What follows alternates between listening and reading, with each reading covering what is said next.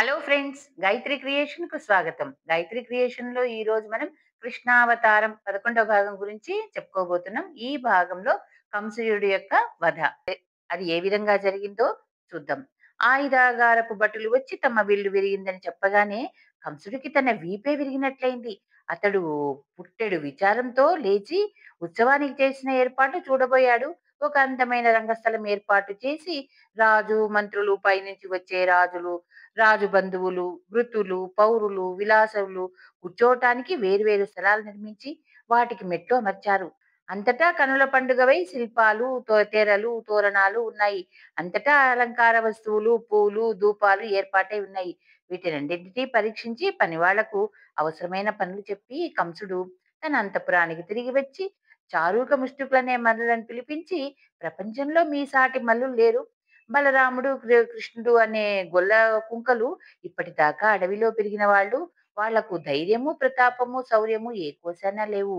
వాళ్ళు మీతో తలపడినప్పుడు మీరు వాళ్ళతో చాలా సేపు పెట్టుకోగా ఒక దెబ్బన చంపేట్లయితే నాకు చాలా మేలు కలుగుతుంది అన్నాడు. రాజు ఈ విధంగా అడిగినందుకు సంతోషించిన మల్లులు, మాకింతగా చెప్పాలా? ఆ గొల్లబ్బాయిలు చిక్కగానే నలిపేస్తాం. మా సంగతి తమరు ఎరగరా? ఇది మాకొక పన అని చెప్పి పెద్దగా మల్లలు చరిచి బొబ్బర్లు పెట్టి తమ ఇళ్లకు వెళ్ళిపోయారు. తర్వాత కంసుడు మహామాతుడనే మావటి వాడిని పిలిచి, నువ్వు నాకు చాలా ఆప్తుడివి. నీతో ఇప్పుడు ఒక ముఖ్యమైన పని పడింది. వసుదేవుడు కొడుకులు గొల్లపల్లెలో పెరిగి గొల్లెల్లాగా తయారైనారు. వాళ్ళు మహా చెడ్డవాళ్ళు, బలవంతులు. వాళ్ళు ఇక్కడికి వచ్చి ఉన్నారు. ముందుగానే వేళ నువ్వు కులేపీడనాన్ని తీసుకొని రాజభవనం దగ్గర సిద్ధంగా ఉండి వాళ్ళు అక్కడికి రాగానే వాళ్ళ మీదికి దాన్ని ఉసిగొల్పు. కులయపీడనం వాళ్ళిద్దరినీ క్షణంలో పీనుగలను చేసేస్తుంది అన్నాడు. మర్నాడు తెల్లవారింది. రాజశాసనం ప్రకారం అందరూ వచ్చి రంగస్థలాన ఎవరెవరి స్థానాల్లో వాళ్ళు కూర్చొని బలరాముల కృష్ణుల రాక కోసం ఆత్రంగా ఎదురు చూస్తున్నారు. కంసుడు చాలా ఎత్తైన బంగారు సింహాసనం మీద తెల్లని బట్టలు, ముత్యాలతో కూడిన ఆభరణాలు ధరించి, తెల్లటి గొడుగు, వింజామరలు వేయించుకొని, తెల్లని బట్టలు కట్టిన విలాసినులతో సహా చంద్రుడిలాగా ప్రకాశిస్తున్నాడు. చారుణ ముష్టికంలో మదించిన ఏనుగులాగా రంగం ప్రవేశించి కంసుడికెదురుగా నిలబడ్డారు. మహామాత్రుడు కులయపీడనాన్ని ఎక్కి వచ్చి ద్వారం వద్ద నిలిపి బలరామకృష్ణుల రాక ఎదురు చూస్తూ ఉన్నాడు. కొంచెం సేపటికి బలరామకృష్ణుడు ద్వారం వద్దకొచ్చారు. వారిని అందరూ అమితాశ్చర్యంగా చూశారు. వాళ్ళు ఎంతో నిశ్చింతగా, నిర్వికారంగా ఉన్నట్లు కనబడ్డారు. వాళ్ళు ద్వారం వద్ద కనిపించగానే వంద్యాల మోత, ప్రేక్షకుల హర్షధ్వానాలు మిన్నంటినాయి. ఆ కోలాహలం మధ్య మహామాతృకుడు కులయపీడనాన్ని వీళ్ల మీదికి తోలాడు. అది గమనించిన కృష్ణుడు బలరాముడి కేసి చూసి నవ్వుతూ, కంసుడు మనల్ని చంపటానికి ఒక ఏనుగును సిద్ధం చేశాడు. పాపం తాను మృత్యుకోరల సందున ఉన్న సంగతి అతను ఎరగడు. నువ్వు నన్ను గమనిస్తూ ఉండు అని ముందుకు నడిచాడు. పెద్ద దంతాలు, భయంకరమైన తొండము ఎత్తి భూమి అదిరేలాగా అడుగులు వేస్తూ కులయపీడనం అనే ఏనుగు మహారౌద్రంగా కృష్ణుడిపైకి వచ్చింది. కృష్ణుడు దానితో యుద్ధం చేసే మిషతో దాని బలం అందరికీ చూపుదామని, కాసేపు వినోదం పొందుదామని ముందు ఏనుగును దాని తొండంతో తన రొమ్ముల మీద కొట్టనిచ్చాడు. తర్వాత ఎగిరి దాని దంతాలపైన కాళ్ళు పెట్టి నిలబడి ఎడమ కాలితో దాని కుంభస్థలాన్ని బలంగా తన్ని దాని వీపు మీదికి వెళ్లి అది వెనక్కు చాచిన తొండాన్ని పట్టుకొని కిందకు దూకి పిడికిలతో దాని డొక్కలో పొడిచాడు. ఏనుగు వెనక్కు తిరిగేసరికి దాని కాళ్ళు సందున వెనక్కి వెళ్లి దాని తోక పట్టుకుని గుండ్రంగా తిప్పాడు.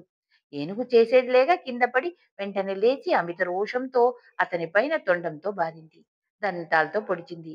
కృష్ణుడిక దాన్ని చంప నిశ్చయించి ఎగిరి కాలితో దాని ముఖం మీద తన్ని దాని దంతం ఒకటి బలంగా పీకి దానితోనే ఏనుగు తలను బద్దలు కొట్టనారంభించాడు. త్వరలోనే కులేపీడన నేల కూలి ప్రాణాలు విడిచింది.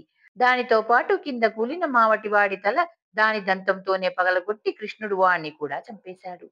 ఏనుగు చేసిన గాయాల నుంచి రక్తధారలు కారుతూ చేతిలో దాని దంతం పట్టుకొని మహాభయంకరాకారంతో సభలో ప్రవేశించిన కృష్ణుని చూసి కంసుడు అమిత క్రోధంతో చారుడి కేసి చూసి కృష్ణుడితో మల్లయుద్ధం చేయమని ఆజ్ఞాపించాడు. అలాగే ముష్టికుణ్ణి బలరాముడితో యుద్ధం సాగించమన్నాడు. చారుక ముష్టికములు దిగ్గజాలను పోలిన వాళ్ళు, ప్రపంచంలో తనకు చాలిన వాళ్ళు లేరన్న గర్వాతిశయం గల వారు. చార్యుకుడు కృష్ణుని సమీపించి వెటకారంతో కూడిన కోపంతో, "గోవులను కాస్తూ గొల్లపిల్లను భయపెట్టి గొప్ప ఖ్యాతి సంపాదించావు కానీ, ఇవాళ నా పాలపడ్డావు, తప్పించుకోలేవు. మహారాజు మెచ్చుకునేట్లు నిన్నిప్పుడే యమకింకర్లకప్పగిస్తాను" అన్నాడు. కృష్ణుడు చార్యుకుడితో తాపీగా, "కంసుడు నీ మీద చాలా ఆశలు పెట్టుకుని ఉన్నాడు. అందుచేత నీ బలమంతా చూపించు. పెద్ద పెద్ద ప్రలాపన ఏమవుతుంది" అంటూ మల్లు చచ్చాడు. చార్వికుడు కృష్ణుడిపైకి కలయబడ్డాడు. సభలో ఉన్న యాదవులు కృష్ణుని గురించి భయపడ్డాడు. కొండంత చారుడికి పిల్లవాడు కృష్ణుడికి మల్ల యుద్ధమేమిటి? అన్యాయం. ఇక్కడ ఉండే పెద్దలకు ఆ మాత్రం జ్ఞానం లేదా? అదీ కాక మల్ల యుద్ధం చేసే పద్ధతి ఇది కానే కాదు. మల్లులతో యుద్ధం చేసే వారికి సహాయకులు వెంట ఉండి అలిసినప్పుడు వాళ్లకు ఉపచారాలు చేయాలి. మోటు బలానికి, నేర్పరితనానికి తేడా గమనించాలి. అవసరమైనప్పుడు యుద్ధం ఆపాలి. ఇది వినోదం కానీ విరోధుల మధ్య కొట్లాట కాదే. అయినంత మటుకు చాలు. రాజుగారు ఇద్దరిని తగిన విధంగా సత్కరించి యుద్ధం ఆపు చేయటం మంచిది అని యాదవులు తమలో తాము అనుకోసాగారు. ఆ మాటలు విని కృష్ణుడు వారితో, "నన్ను ఇలాగే పోట్లాడనివ్వండి. మనోబలము, పరాక్రమము, ఓపిక, ఉత్సాహము, జయము ప్రదర్శించే యోధుడికి ఒడ్డు పొడుగు వయసుతో భయం పని. నేను పగబట్టిన వీరుణ్ణి చంపాలనే ఉద్దేశంతోనే ఉన్నాను. మిమ్మల్ని మెప్పిస్తాను. మీరు అది ఇది అనక చూస్తూ ఉండండి. ఈ చార్యుకుడు కరువుసక దేశంలో పుట్టినవాడు. ఎందరో మల్లులను హతమార్చిన వీడిని పడగొట్టి గొప్ప కీర్తి సంపాదిస్తాను" అని చార్యుకుడితో మల్ల యుద్ధం ప్రారంభించాడు. ఆ యుద్ధంలో ఆరితేరిన చారుకుడిని మించిన నేర్పు కృష్ణుడు చూపాడు. ఒకరినొకరు వంచుతూ, తోస్తూ, వంగుతూ, ఎగురుతూ, ఒదుగుతూ, పక్కకు తూలుతూ చాలా అద్భుతంగా వాళ్ళ యుద్ధం చేశారు. వీపుకు వీపు, తలకు తల తగిలినప్పుడు, ఒకరినొకరు గుద్దుకున్నప్పుడు గొప్ప ధ్వనులు పుట్టాయి. ఒకరినొకరు చేతులతోనూ, కాళ్ళతోనూ తన్నుకుంటూ, దంతాలతోనూ, గోళ్ళతోనూ రక్కుకుంటూ పోరాడుతుంటే చూసేవారికి అతి భయంకరంగా ఉంది. మొత్తం మీద అన్ని రకాల పట్లలోనూ కృష్ణుడి నేర్పు హెచ్చుగా కనబడి సభికులు హర్షధ్వానాలు చేస్తే కంసుడు కోపంగా "ఆపండి" అన్నట్లు చేత్తో సంజ్ఞ చేశాడు. కృష్ణుడు కొంతసేపు తన చాకచక్యం ప్రదర్శించి చారుకుడి పని తేల్చేయవచ్చని నిశ్చయించుకున్నాడు. చారుకుడి పని కూడా చాలా వరకు అయిపోయింది. దుర్బలుడైపోతున్న ఆ అమలుడిపైన కృష్ణుడు ఒక్క పెట్టున లంఘించి వాడి నడి తల మీద పిడికిలతో ఒక్క పోటు పొడిచి ఎగిరి మోకాలతో వాడి గుండెల్లో ఒక్క తోపు తన్నాడు. ఆ దెబ్బలతో చారయుకుడు గుడ్డు వేళ్లబెట్టి నోట నెత్తురు కక్కుతూ కింద పడి ప్రాణాలు వదిలాడు. కృష్ణుడు చారయుకుని చంపే లోపల బలరాముడు ముష్టికుణ్ణి హతమార్చాడు. మల్లలిద్దరూ కడతీర్చి బలరామకృష్ణుడు రంగస్థలాన విజయులై నిలబడ్డారు.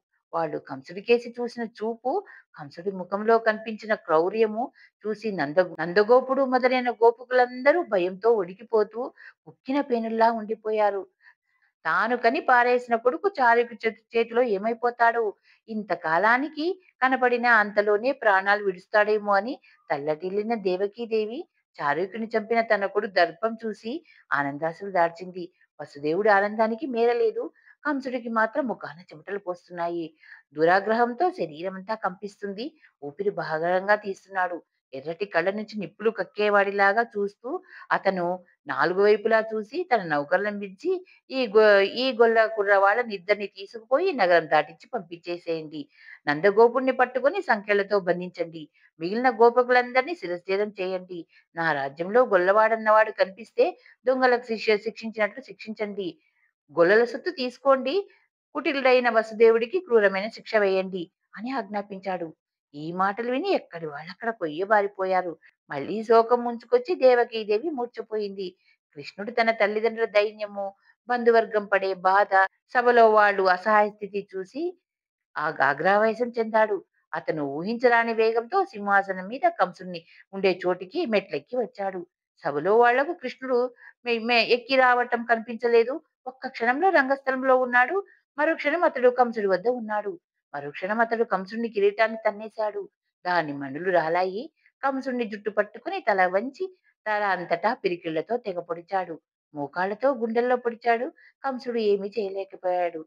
అతని మెడలో హారం తెగిపోయింది. చెవిలో పెట్టుకున్న పూలు రాలాయి. బట్టలు ఊడిపోయింది. ముక్కున, చెవున, నోట రక్తం చిమ్మగా కనుగుడ్లు వెళ్ళుకొచ్చేలాగా కంసుడిని కృష్ణుడు పైనుంచి కిందకు తోసేసి చేత్తో తన్నాడు. ఆ తోపుతో కంసుడి శవం రంగద్వారాన పరిగా ఆకారంలో పడిపోయింది. అదే సమయంలో బలరాముడు కంసుడి తమ్ముడైన సునాము అనేవాడి పైన సింహంలాగా లంఘించి వాణ్ణి కూడా హతమార్చాడు.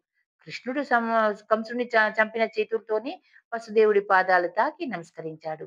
వసుదేవుడు కృష్ణుని గాఢంగా కౌగలించుకొని ఆశీర్వదించాడు. తరువాత కృష్ణుడు దేవకికి నమస్కరించాడు. ఆమె అతన్ని కౌగలించుకొని తలవాసన చూసింది. తర్వాత కృష్ణుడు ఉగ్రసేనుడికి, పెద్దలకు మొక్కి వారి దీవెనలు పొంది అందరినీ వెళ్ళిపోమని చెప్పి తాను బలరాముడితో సహా తన తండ్రి ఇంటికి వెళ్ళిపోయాడు.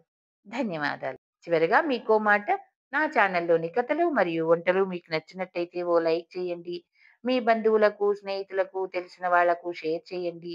మరిన్ని టేస్టీ వంటల కోసం, మరిన్ని మంచి మంచి కథల కోసం గాయత్రి క్రియేషన్‌ను సబ్స్క్రైబ్ చేసుకోండి. ధన్యవాదాలు.